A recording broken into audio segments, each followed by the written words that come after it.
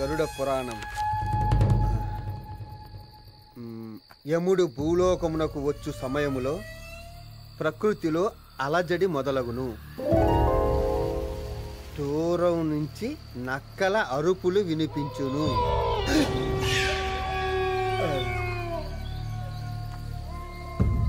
విపరీతమైన ఈదురుగాలులు వీచును.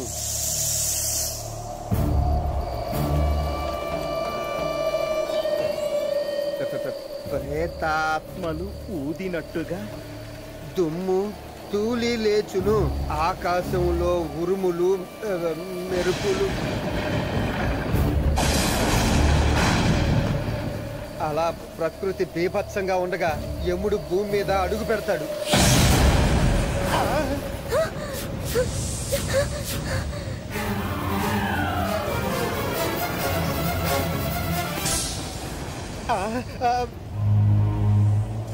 మిత్రమా, ఏమది? గరుడ పురాణము మనలోకమునకు సంబంధించినదే. బాగు బాగు. దీని గురించి మానవులు తెలుసుకొనుట మంచిదే. ఎంత పెద్ద పాదాలు!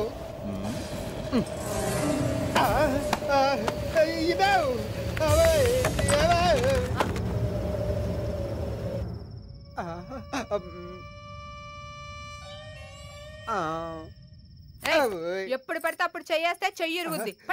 ఈ చెయ్యి ఎందుకే లేదే.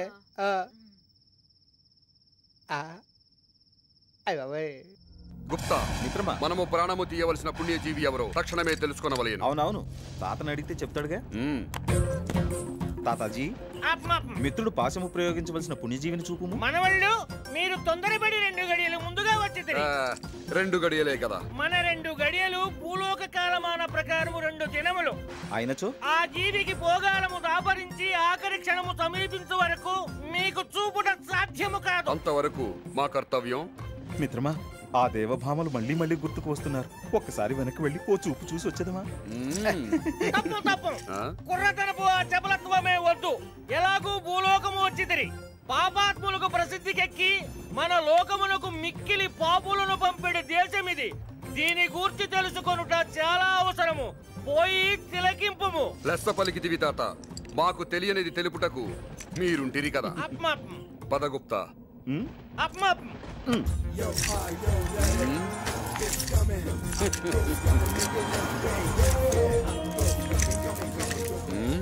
భళ, ఏమి ఈ భవన నిర్మాణము? తిరగేసిన మంచం వలె కోళ్లు పైకి ఉన్నవి. అవును మిత్రమా. దీనిని చార్మినార్ అందరు. అటులనా? ఏమైనది మిత్రమా? చార్మినార్ లో ఏక్ మినార్ గుచ్చుకున్నది మిత్రమా. ప్రతి దానిలోనూ వేలు పెట్టడమేనా? పద.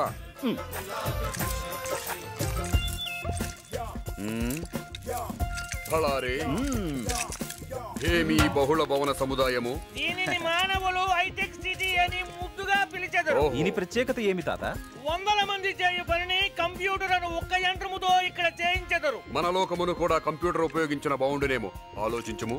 చించెదను. అప్పుడు గాని మన వాళ్ళు సమ్మెలు చేసి మనకు తలనొప్పి కాగలరు.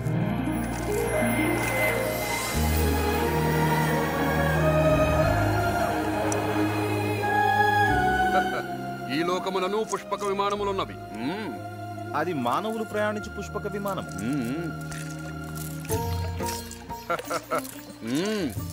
ఏమీ సుందర సరోవరము, బహు చక్కగా ఉన్నది.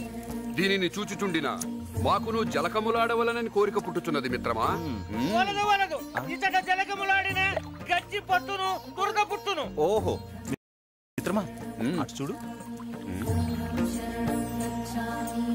అది సరే మనవాళ్ళు, మీరు ఈ భారీ కాయముల నుంచి మామూలు మనిషి కొలతలకు మారిన మరెన్నో చిత్ర విచిత్రములు చూడవచ్చును. అటులనే తాత.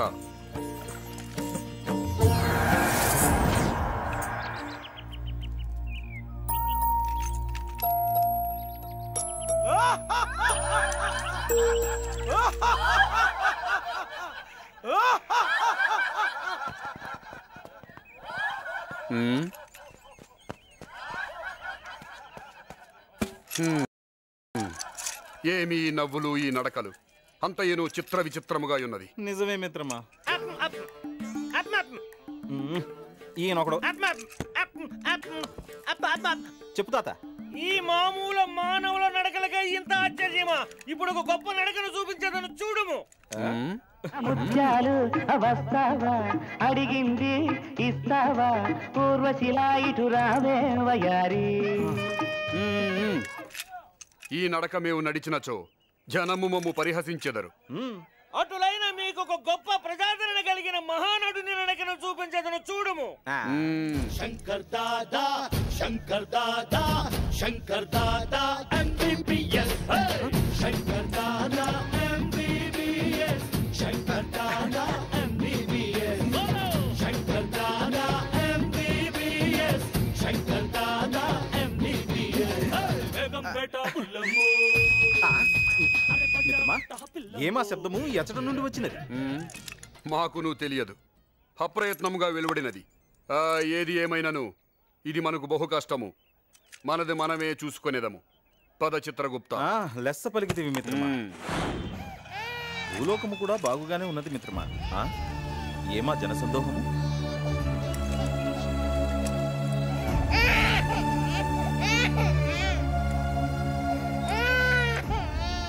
ఏమి జరిగినది? నిన్నటిదాకా ఈ చుట్టుపక్కల పని చేసుకుంటూ బతికేది, కాలం చెల్లింది పోయింది.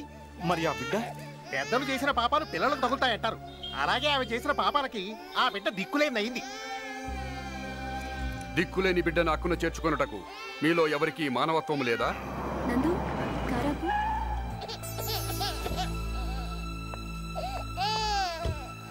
ఏమైంది ఇక్కడ?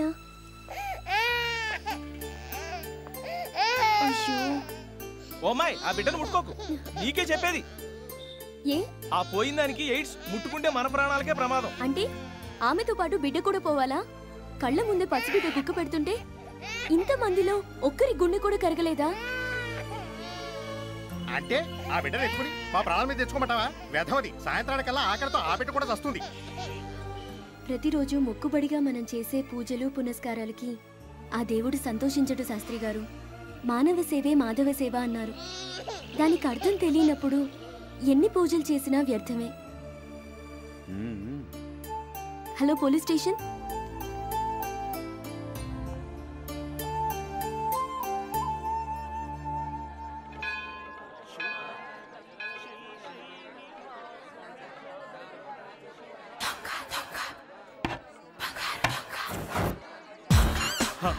పాపం, ఎవరో పుణ్యాత్ముడు కొత్త షూ పెట్టి వెళ్ళాడు.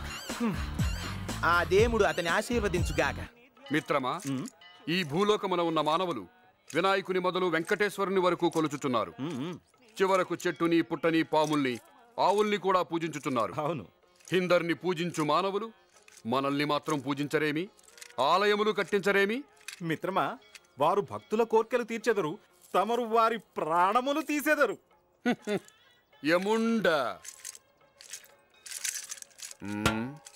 మిత్రమా, ఉదరమున ఎలకలు పరిగెడుతున్నట్టున్నది. అవి ఎలుకలు కాదు, పందికొక్కులు కాదు, దాన్నే ఆకలి అందురు. అయితే ఈ లోకంలో మనకి ఆకలి దప్పులు తప్పవన్నమాట.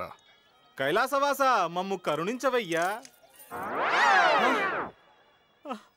ఆకలి తీరుటకు ప్రసాదం పంపినాడు ఆ పరమశివుడు.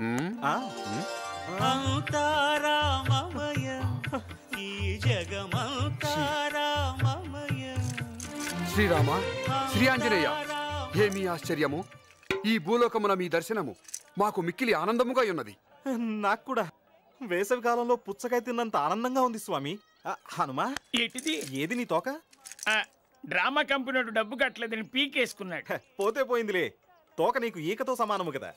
రామ రామ రఘురామ పరాత్పర రావణ సంహార, రామ రామ రఘురామ పరాత్పర రావణ సంహార, రామ రామ రఘురామ పరాత్పర. ఎవరా మీరు? రామా, మమ్మల్ని గుర్తుపట్టలేదా? నేను రామా, ధర్మని. నేను రామా, చిత్రగుప్తుణ్ణి. చిత్రగుప్తుడివే? ఏ కంపెనీరా? పైకి మేం శివభక్తుల్లా నటిస్తుంటామే గాని నిజానికి మేమిద్దరం మీ భక్తులమే స్వామి. 30 ఇయర్స్ ఎక్స్పీరియన్స్ బాబు. ఈ నాటకాలు ఆడి ఆడి ఈ స్టేజ్కి వచ్చాం. ఇంతకీ ఏ ఊరు మందే? యమపురి స్వామి. యమపూరి అయినా పానీపూరి అయినా ఈ ఏరియా మాది. 30 ఇయర్స్ లీజ్ ఇక్కడ బాబు. ముందు ఇక్కడి నుంచి వెళ్ళండి. మిత్రమా, వీళ్ళు మన రామాంజనేయులు కారు, పగటి వేషగాడు. పోతారా నా గత్తో బాధమంటారా? శాంతి శాంతి, అల్పులపై ఆగ్రహం తగదు. ఇంకా సోతావేంటి తోసే? ఎల్లండి.